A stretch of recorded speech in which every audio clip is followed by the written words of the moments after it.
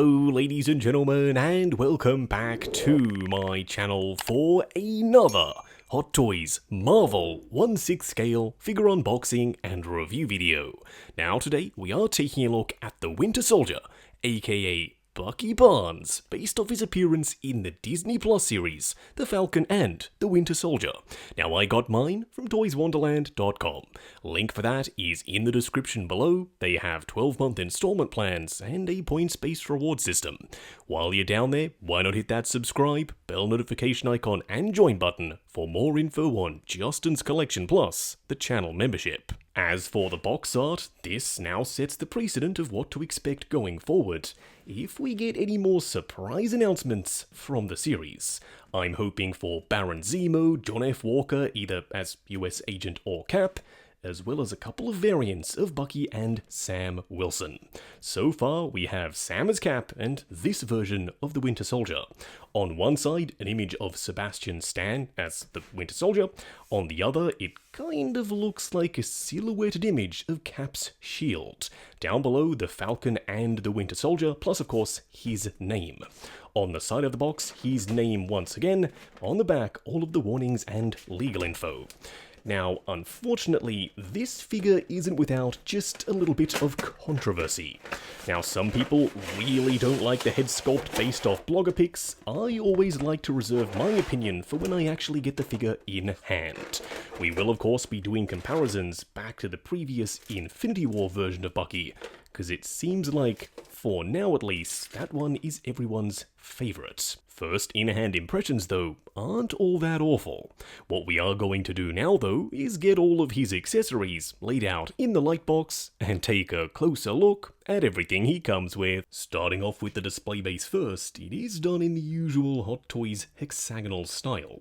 You've got a blue background with Cap's shield with this glossy yellow strip down the middle that says The Falcon and the Winter Soldier, that's the logo from the show, Winter Soldier along the front, and then of course, a regular crotch grabber. When it comes to weaponry, you do get a knife that is all plastic, but it is painted in this shiny metallic silver. You do have some sculpted detail for the handle. It is rather sharp, so do be careful not to prick yourself. Unfortunately, I couldn't really find a spot to store this on the figure. Then we have the biggest weapon, which is Bucky's LMG. Now this is the exact same as the Infinity War one, but if you've never seen that, buckle in, it can do a bunch of stuff. Around the back you can extend the stock, rotate it and lock it in position, a really neat feature. It's painted in black and gunmetal, with some dry brushing on the surface so it looks a little weathered. You can remove the magazine with some bullet detail painted up top, and you can close the door that it plugs into. You can also remove the scope if you decide you simply don't want it there. You can also pull back this piece that is spring-loaded. You can open up the top and also this piece at the front. Then lastly, you do have a fully extending and working bipod. This gun, as I said, can do a bunch of stuff. You do get the full array of hands, both for his human arm and also his robot arm. The robot hands are nicely detailed. I'm pretty sure these are borrowed from the Infinity War version, just like the gun. They're suitably shiny, and there is also a decent level of metallic gold in the crevices. As for his human hands, he is wearing fingerless gloves, a decent level of texture sculpted in, and also some dry brushing on the surface. Standing straight up and down in the light box, no crazy poses or accessories or anything like that. Yeah, this is Bucky from Falcon and the Winter Soldier, shrunk down to 1/6 scale. Hot Toys, for the most part, have done a commendable job here. Does that mean he's perfect though? No, he does have a couple of very weird issues. Number one, his proportions. I don't exactly know what's going on here. His legs are very long and a little bit skinny. Plus, he has no traps on one side, but then a really big bulky shoulder on the other. I know, he's got a robot arm on one side and the other side is just a normal arm. But still, it doesn't look spot on, at least in my opinion. Also, his neck is really long. The Infinity War Bucky had an overly short neck, and this guy tried to correct it, but Hot Toys went way too far and made it too long. Is that something that you could fix yourself? Well, I'm definitely going to try to. But for now, something looks a little funky here. Up close and personal, we may as well jump right in and tackle the head sculpt first. This is by far the most controversial part of the figure, and for the life of me, I can't figure out why. In hand, this is 100% Bucky. I can see the likeness to Sebastian Stan from every angle. I love the skin texture. The 5 o'clock shadow is really well sculpted. I like the way they've done the hair, and he does have a subtle furrowed brow, just like we saw with the Infinity War head sculpt. I'm pretty sure these are the exact same underlying sculpts. The lips protrude the same amount, he's got the same wrinkles on his forehead. It's just the beard and the hair that's different between both of these. So if you like this head sculpt, then it would make sense that in hand, you're going to like this one too. As you can probably already tell, his jacket is made of pleather. Now, Hot Toys, please, going forward, why not try using real leather? Or that waxy material that's just a little bit more durable, cause as we know, pleather is pleather and pleather flakes. It's only a matter of time. Now up top for the collar, it's an asymmetrical design with a flap on one side and a nice shiny real metal buckle. You also have this kind of fabric sock piece around the base of his head sculpt just to make his neck look that little bit shorter. Because one of the weird things here is his neck is really long. It kind of throws off the proportions, but in the right pose, it's kind of a non-issue. He also has some ribbed padding on one side with the red stripe, a zipper that extends down underneath this belt, plus this strap with 2 shiny metallic silver buckles. You've got 2 zips, some padding on the sides of his jacket, as well as a bunch of airbrush shading over the nice blue pleather. It makes it look that little bit more worn rather than being a brand new jacket. You also have some more padding on one sleeve with a couple of straps and buckles. These aren't functional, they're just simply sculpted in one position and slid onto the arm. Now, technically, if you wanted to, you could absolutely remove the hand and slide those off. His robotic arm is identical to the Infinity War version, meaning I think it works just fine. It is pegged in with a ball joint up the top here, so once again, if you wanted to, you could opt to remove it and potentially give it to Rocket. You do have a bunch of sculpted in lines, they are fully painted in gold, although for some weird reason they still haven't detailed that elbow joint, and they haven't painted in the lines for the wrist peg. They could have absolutely done that, and it would have made it look way more seamless. It's still, as I said, a really good looking arm, but there is some room for improvement with future Buckys. His pants are literally as simple as they come. They're black fabric, they're a little bit baggy in certain sections to allow for better articulation, and you do have some ribbing detail sewn in along both sides. Now, he does have some padding around his thighs, but they're not overly bulky. That was another one of the complaints. People said his legs looked a little bit skinny, and yes, I can absolutely see that. But when you look at the entire figure, I don't think it's something that in person stands out as much as in photos. Coming down to his boots, you do have some floating boot spats. They're fully sculpted in rubbery plastic. And you all know what that means. Oh yes, they can slide out of the way for a split-cut boot design. They're nicely textured, they do have a little bit of weathering on the surface, although it is very subtle, and the same thing can be said for the boots themselves. Plus, on the underside, you do have some tread fully sculpted in. For a quick side-by-side comparison, here we have Infinity War Bucky alongside the new version. And yeah, the new one is taller. There's no two ways about it. You're probably sitting there screaming at your screen saying, Justin, why, oh, why is the new one taller? It's the same dude. He's supposed to be the same height.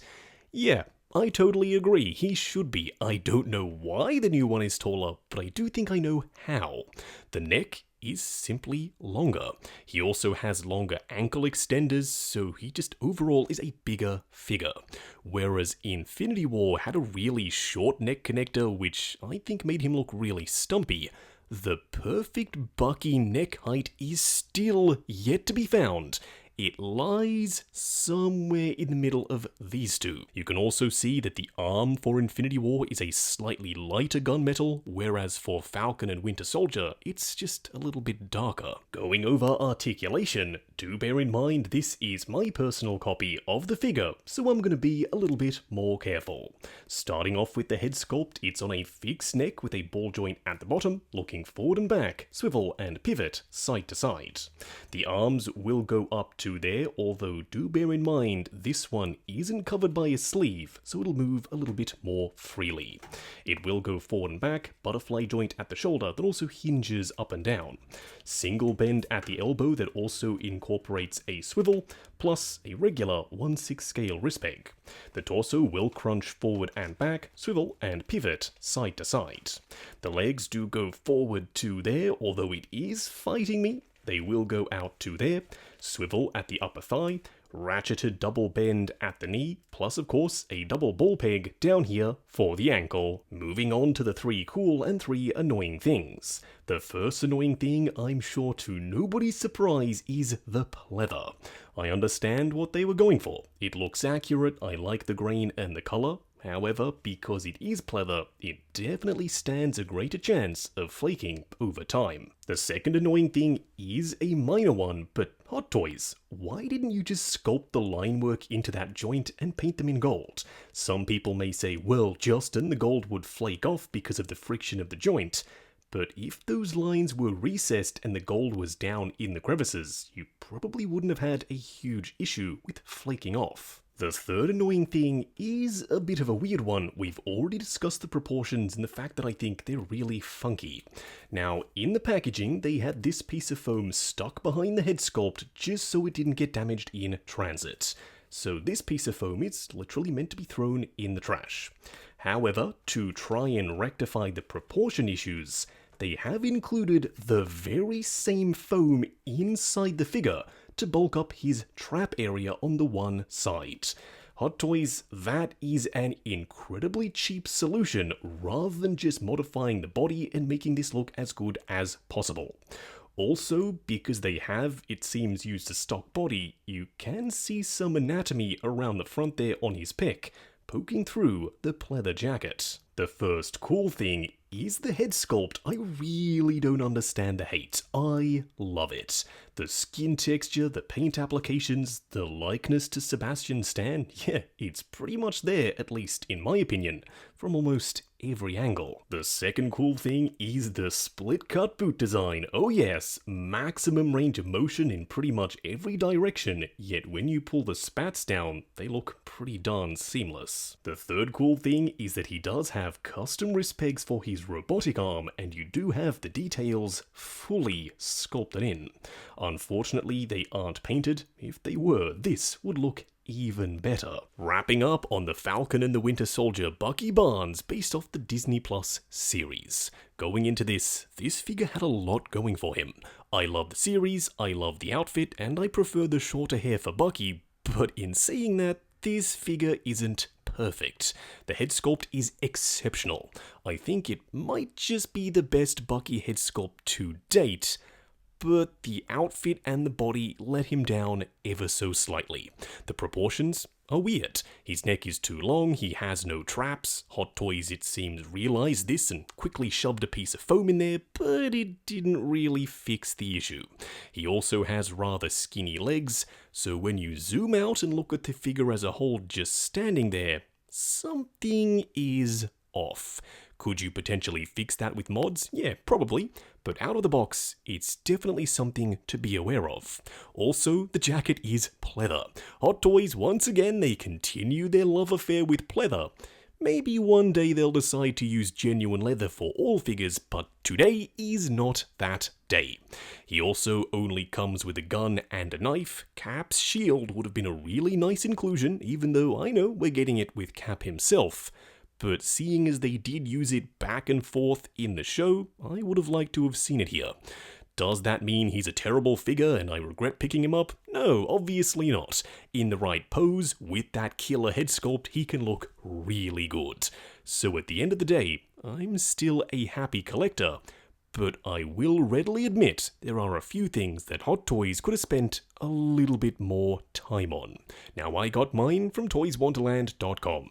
Link for that is in the description below. They have 12-month installment plans and a points-based reward system. While you're down there, why not hit that subscribe, bell notification icon and join button for more info on Justin's collection. Plus, if you like the sound of seeing your name in the end credits of my reviews, like, comment, and subscribe, and we'll catch you in the next video.